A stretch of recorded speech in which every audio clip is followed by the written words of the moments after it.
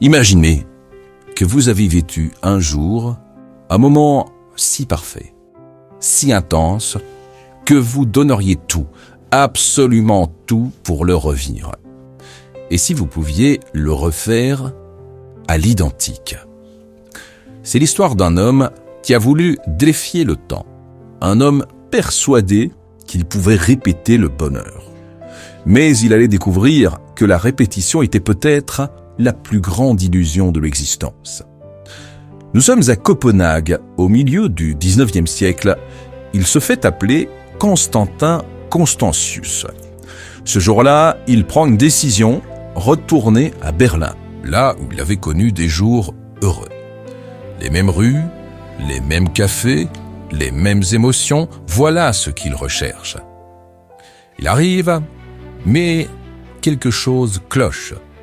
Les odeurs ne sont pas les mêmes, les visages ont changé, et pire encore, au fond de lui, il n'éprouve plus rien. Le décor est identique, mais l'émotion a disparu. Dans le même temps, ce Constantin raconte l'histoire d'un jeune homme éperdument amoureux. Cet amoureux croit que sa passion se répétera chaque jour avec la même intensité.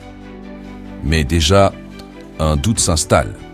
L'amour, lui aussi, s'use lorsqu'on veut le figer. Constantin le prévient. Si vous voulez que votre amour vive, il faudra le renouveler. Sinon, il va se faner. Kierkegaard, le véritable auteur, donne sa réponse. On ne peut pas revivre le passé, mais on peut répéter dans un autre sens. Revivre non pas les mêmes faits, mais la même intensité de vie, en choisissant le présent. Mesdames et messieurs, que ce soit un voyage, un amour ou un moment de gloire, la répétition exacte est qu'impossible.